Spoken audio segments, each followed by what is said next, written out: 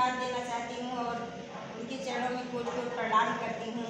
और हमारे जो यहाँ पे अपलाइन है हमारे भैया अनिल भैया जी, इनको भी मैं कोटि कोटि प्रणाम करती हूँ। और यहाँ जो हमारे समाज में हमको पग पग पे सिखाते हैं गुरुदेव हमारे ओम प्रकाश गुरु जी, इनको भी हम कोटि कोटि प्रणाम करती हूँ। यहाँ जो हमारे उपस्थित हैं गुरुदेव कैलाशनाथ गुरु जी, इनके भी चरणों में कोटि कोटि प्रणाम करती हूँ।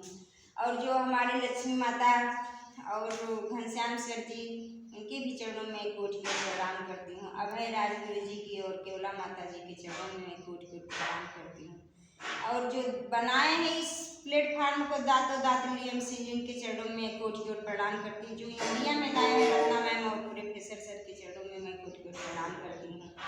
और इन सभी हस्तियों के लिए जबरदस्त ताली चाहिए। रिएक्शन में कोई खुशी खुशी तो नहीं आते, हम भी खुशी खुशी इस रिएक्शन में नहीं आए थे।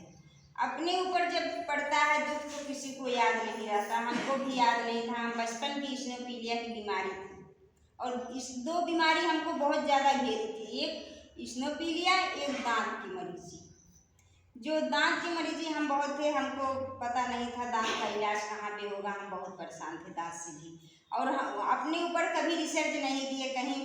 हमारा 8 साल का जब बच्चा भी क्या करता था, बार बार चारपाई में पेशाब कर देता था। तो हमारी वहाँ पे हम बहुत परेशान थे, बहुत इलाज भी करवाए थे। हमारे भी मामा जी डॉक्टर हैं, जो एलोपैथ का डॉक्टर है ना, उनके ऊपर लोग बहुत विश्वास करते हैं। हम भी विश्वास उस समय करते थे। हम अपने मामा जी को भी दिखाए, वो अब अंग्रेजी में ऑपरेशन करते भी हैं, सर्जन हैं, पर हमारे मामा जी भी इसका इलाज नहीं कर पाए। उसके बाद हमारा बेटा चारपाई पे पेशाब कर देता था, हम उससे बहुत परेशान थे और हमेशा चिड़चिड़ापन रहता था, उसको कमजोरी भी हो जाती थी। तो हम क्या किए, वहाँ पे शिव चर्चा हो रहा था। शिव चर्चा में हमारा मन शुरू से बहुत लगता था। तो हमारी माता जी पुष्पा माता जी वहाँ पे गईं और उनसे जब सब कुछ हो गया तो हम उनसे बताने लगे कि हमारा एक बच्चा है, बहुत दीदी हम परेशान रहते हैं, कहाँ पे इनको दिखाएं। बोली क्यों परेशान रहती हैं, बताइए। हमारे पति देव 40 साल की बीमारी पेट के थे, वो ठीक हो गए, तो आपका बच्चा नहीं ठीक होगा। हम बोले बता दीजिए दीदी जी, हम बहुत परेशान, हम करवाएंगे। तो बोली कि ठीक है, आयुर्वेदिक दवा है, वही खिलाइए पिलाइए, ठीक हो जाएंगे।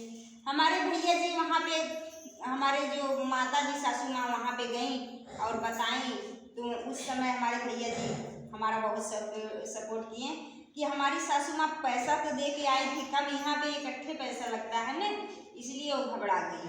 तो बोली कि अभी 500 रुपया रह गया है। तो आई हमारे घर पे, बोली कि कहाँ भेज दी हैं, उनके घर भेजी हैं, 2000 रुपये दे के आए हैं, अभी 500 रुपया मांग रहे हैं। हमको समझ में तब नहीं आया कितना दिया गया है, ये है कि 500 रुपया, अभी बताइए 500 रुपया देना है। तो उनको झटका लग गया था और बोली लीजिए ये खिलाइए पिलाइए, यही दवा है। हम बोले ठीक है, हमको विश्वास हो गया था, भोलेनाथ के सामने हमको विश्वास हो गया था कि हम जो कुछ भी बता रहे हैं जबरदस्त बता रहे हैं।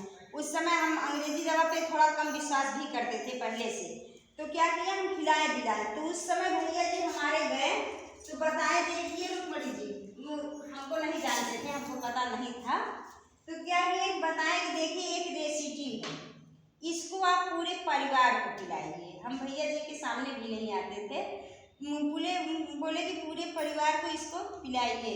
तो उस समय हमको इसका कोई बताए नहीं थे बेनिफिट क्या निकलेगा। बोले कि इसको जब पिलाएंगे तो आपका परिवार पूरा सिकोर हो जाएगा। हम बोले चलिए ठीक है। और एक स्पारुलिना, ये 2 चीज़ बोले कि अपने घर में यूज करना, सबको जिसको चाहिए उसको पिला दीजिए। हमको ज़बरदस्त इस पर लगा कि जो कुछ है मोरंजी, ये तो हम अपने ऊपर यूज करते। जैसे रेसिपी, इसको पानी में डाल के पिया जाता है। जैसे पानी में क्या करना होता है, पानी गरमा दीजिए, उसके बाद इसको डाल दीजिए, रक्त उतर जाएगा, पूरा दिन पानी की तरह पीजिए, आपको स्वास्थ्य मिलेगा। क्योंकि हम लोगों का जो पानी जल हुआ वो भी स्वच्छ नहीं है, भोजन है वो भी स्वच्छ नहीं है, हवा है वो भी शुद्ध नहीं है। इसलिए हम लोगों को नेचुरल चीज़ खाना चाहिए, पीना चाहिए। तो हमको जब ये बताए, हम खाते पीते अपने ऊपर रिसर्च किए। और भैया जी हमको बताए तो नहीं थे, बाद में हम सुनते उस समय चाय भी बनाना हमको नहीं बताए थे भैया जी। हमको क्या पता अब लोग को बताया जाता है तो इतना में समझते नहीं हैं। इसलिए भैया जी हमको भी नहीं बताएं। इतना गए हमारे घर और वो मीटिंग 8 बजे वाली वो लोड कर दिए भैया जी हमारे। बोले कि ऐसा है ये आप चालू करके रख दीजिएगा केवल। हम बोले चलिए ठीक है, हमको काम करना है, हम चालू करके क्या करेंगे। बोले रख दीजिएगा, एक तरफ पड़े रहेगा, वो बोलेगा आप काम करते रहिए। हम क्या कि 1 दिन सुने, 2 दिन सुने, 3 दिन सुने, उसके बाद धीरे धीरे हमारे माइंड में घुसने लगा। जब ये रिसिटी के विषय में देखा कि उसमें बात करने लगे, बताने लगे, तो हमारे समझ में आया ये तो ज़बरदस्त है, मोबाइल से सीख मिलती है। तो उसके बाद में हम सुने कि इसको चाय में पिया जाता है कि चाय क्या करना है, पानी गरमा के उसके बाद में अदरक सब खौला दीजिए, बाद में इसको डाल के ढक दीजिए, फिर पीजिए, ये होता है वो होता। तो हमको बहुत ज़बरदस्त लगा। तो हम कहे चलिए ठीक है, अब हम तो मीटिंग में हमेशा जुड़ेंगे। अगर जो ये रेसिटी पिएंगे माइग्रेन नहीं होगा, सर्वाइकल नहीं होगा, गठियावाद नहीं होगा, पेट का कचरा बाहर जाता है, नस नाड़ी साफ करता है, और कब्ज जो गैस बनता है वो नहीं होगा। तो इसलिए हम लोग इसको पीते हैं।